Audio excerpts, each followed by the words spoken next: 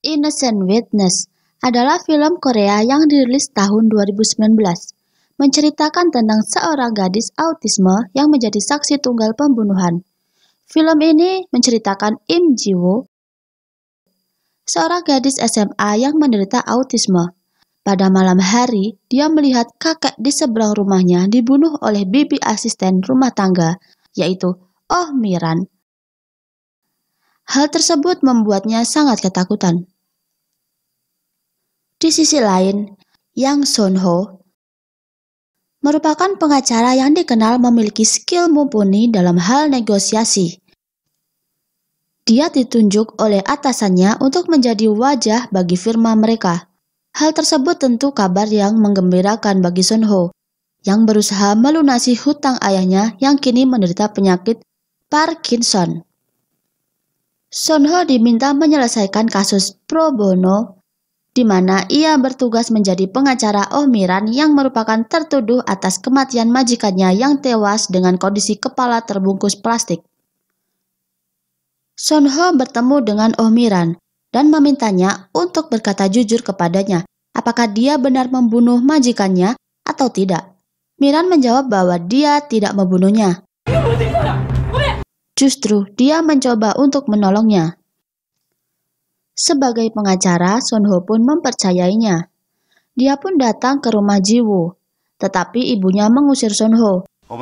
Kemudian menemui seorang psikolog dan bertanya keadaan Ji-woo. Psikolog tersebut menjelaskan bahwa Ji-woo tidak seperti penderita autis pada umumnya. Ji-woo memiliki kecerdasan tinggi.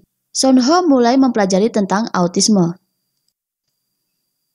Saat pengaturan prasidang, jaksa menyatakan untuk menggunakan sumpah tertulis dan rekaman wawancara. Sedangkan Sun-ho menginginkan saksi datang ke mimbar dan menggunakan sidang juri. Tetapi jaksa tetap tidak setuju dengan Sun-ho karena dia mengetahui hal tersebut sulit bagi Ji-woo untuk menjalaninya. Pada akhirnya, kepala jaksa memutuskan Ji-woo harus datang ke persidangan. Jaksa pun memberitahukan bahwa pengidap autisme mempunyai dunianya sendiri. Jika Sun-ho ingin berbicara dengan mereka, maka harus menjangkau mereka.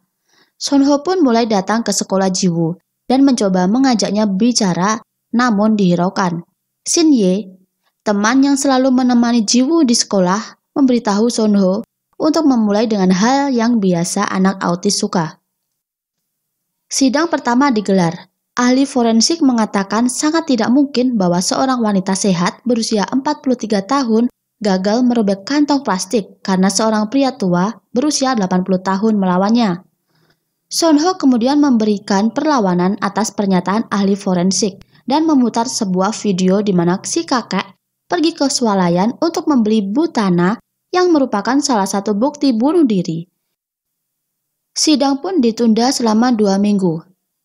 Sun-ho terus mencoba mendekati Ji-woo dan memberikan permainan teka-teki, tetapi masih tetap diabaikan. Sun-ho memberikan sebuah teka-teki matematika, tapi Ji-woo hanya menjawabnya dengan tidak tahu. Sun-ho melanjutkan dengan teka-teki logika dan menyuruh Ji-woo menjawabnya, tetapi Ji-woo malah kabur karena bertemu dengan seekor anjing yang selalu menggonggong ketika Ji-woo melewatinya. Sampai akhirnya, Ji-woo melihat dua gadis yang sedang makan ramen. Sun-ho pun mengajak Ji-woo dan Shin-ye makan ramen. Saat Sun-ho ingin mengambil permen jeli berwarna biru, Ji-woo langsung menangkisnya, karena itu adalah kesukaannya. Ji-woo kemudian memberikan jeli kuning untuk Sun-ho. Saat di rumah, tanpa disangka, Ji-woo mengirim pesan kepada Sun-ho dan memberikan jawaban dari pertanyaan teka-teki pagi tadi.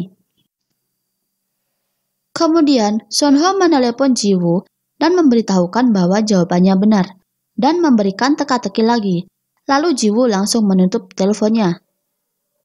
Setelah tahu jawabannya, Ji-woo kembali menelepon Sun-ho dan memberikan jawabannya. Sun-ho kemudian membuat kesepakatan untuk memberi teka-teki setiap hari.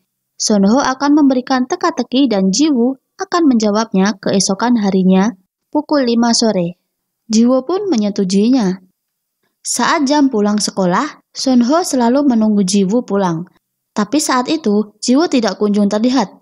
Sonho yang berusaha menelepon Jiwoo, dia mendengar suara dering telepon dari ujung terowongan. Dan ternyata, Jiwoo sedang ditindas oleh Shin Hye. Dia menyuruh Jiwoo meminum air yang di dalamnya ada belatungnya. Dia melakukannya untuk melampiaskan kekesalannya karena hal tersebut juga dialami Shin Hye di sekolah. Karena berteman dengan Jiwoo membuatnya ditindas teman lainnya. Mengetahui hal tersebut, Sonho langsung menghentikannya. Sonho heran, mengapa anak baik seperti Shin Hye berbuat seperti demikian. Tapi Shin Hye mengatakan, ia memang bukanlah anak yang baik, lalu pergi meninggalkan Sonho dan Jiwoo. Jiwoo yang ingin mengejar Shin Hye ditahan oleh Sonho. Sonho bertanya, apakah Shin Hye sering melakukan hal tersebut. Jiwoo mengatakan bahwa ibunya menyuruhnya pergi bersama Shin Hye. Sonho pun menjawab, saat itulah dia menjadi temanmu. Perkataan Sonho membuat Jiwoo terpukul dan tidak ingin mempercayainya. Jiwoo pun memberontak dan pingsan. Mengetahui hal tersebut tentu membuat ibunya terpukul dan berterima kasih kepada Sonho yang telah menolong anaknya. Sesampainya di rumah, ibu Jiwoo yang sebelumnya menentang Sonho untuk menemui Jiwoo akhirnya memberi kesempatan kepada Sonho. Saat Sonho memberikan pertanyaan, Jiwoo hanya fokus pada layar tabletnya dan selalu berkata, astaga, itu menyedihkan. Kemudian mempraktekkan bagaimana Miran menyekap mulut kakek seberang rumah. Di hari persidangan selanjutnya, Jiwoo datang dan tampak ketakutan karena banyak orang. Bahkan dia merasa terganggu hanya dengan detak jam dinding. Sidang dimulai dan Jiwoo menjawab pertanyaan jaksa bahwa dia melihat pria tua dengan kepala tertutup kantong plastik dan mengatakan bahwa Miran telah menyerangnya. Dan dia melihat bahwa Miran tersenyum setelah membunuh kakek tersebut. Mendengar pernyataan Jiwoo, Jiwoo pun diminta untuk membaca isi buku bahwa gangguan spektrum autisme adalah cacat mental kronis dan mereka kesulitan untuk mengidentifikasi ekspresi wajah. Sonho kemudian memberikan tes mengidentifikasi ekspresi wajah yang membuat Jiwoo bingung. Sonho yang tidak sengaja berkata bahwa Jiwoo adalah seorang yang memiliki cacat mental membuat Jiwoo sedih. Sonho pun menyesal telah mengatakannya. Dan hasil sidang yaitu Miran bebas atas tuduhan pembunuhan, tetapi jaksa mengajukan banding. Saat sidang banding, Sonho meminta Jiwoo untuk menghitung titik di sapu tangan. Dengan cepat, dia menjawab dan benar. Hal tersebut dilakukan Sonho untuk meyakinkan hakim bahwa Jiwoo mampu memahami sesuatu dengan benar dan punya cara berkomunikasi khusus. Sonho meminta sidang dimulai pada pukul 5 sore untuk memberikan Jiwoo kuis. Sonho meminta penjaga sidang yang berada di dekat pintu masuk untuk menyebutkan nama dan pangkat dalam bisikan pelan. Jiwoo menjawab dengan benar di saat orang di dalam ruang sidang tidak bisa mendengarnya. Sonho kemudian bertanya kepada Jiwoo apakah dia mendengar apa yang dikatakan Miran. Jiwoo yang mendengarnya menjelaskan dia mendengar 52 kata dan mengulangi apa yang dikatakan Miran malam itu.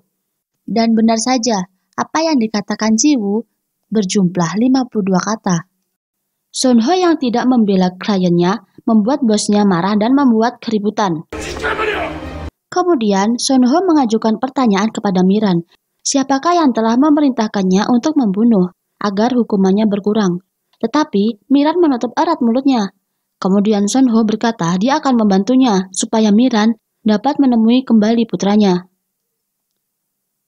Mendengarnya, Miran langsung banjir air mata dan mengatakan bahwa yang menyuruh membunuh adalah anak dari kakek itu sendiri.